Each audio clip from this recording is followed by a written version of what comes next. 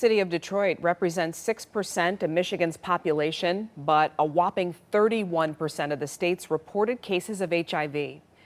Gay and bisexual men are a big part of that demographic. But when you look at the numbers based on race, there's one group that's disproportionately affected. In our Two Americas, 7 Action News reporter Amira David breaks down the current challenges and introduces us to a young man standing up to stigma. When we hung up, that's when it all went downhill from there. Dionte Brown will never forget the phone call that forever changed his life. The voice on the other end that told him he had tested positive for HIV. I was in shambles. I was on the floor.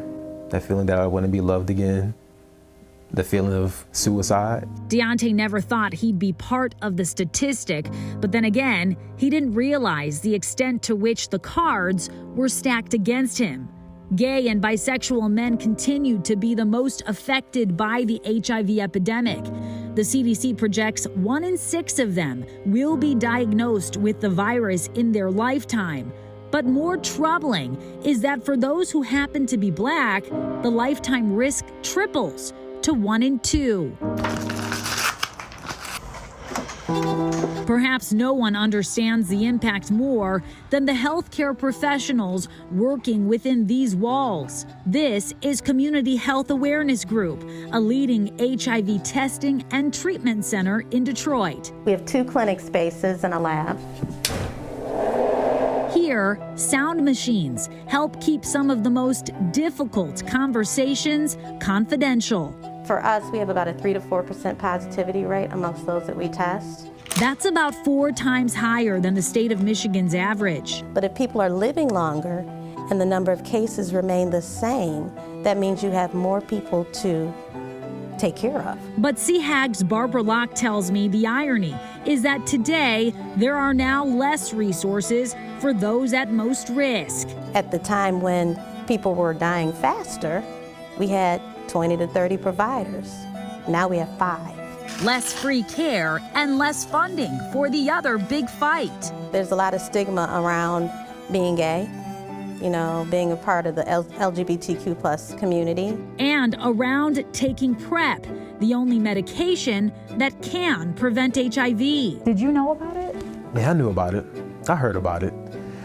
But I felt like it just never connected with me. Do you think that stigma played a role in your ultimate diagnosis? Yes. For me, it was fear.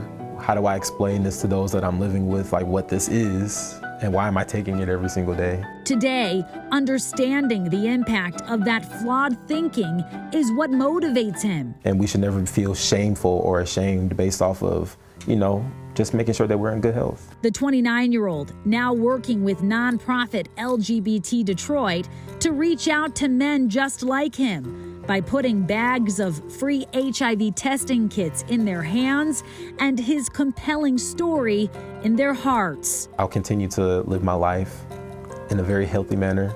I'll be able to live it strongly and proudly. And with love.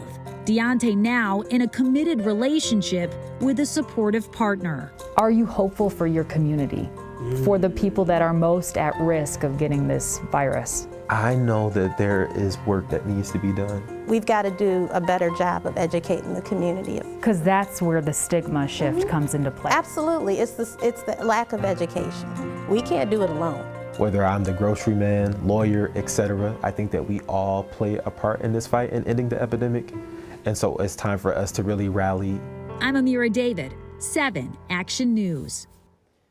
Good news on the funding front. Community Health Awareness Group was recently awarded a $2 million grant by the CDC that will go toward implementing a high-impact project aimed at young men of color. LGBT Detroit will help with that work. If you'd like to learn more, head to WXYZ.com.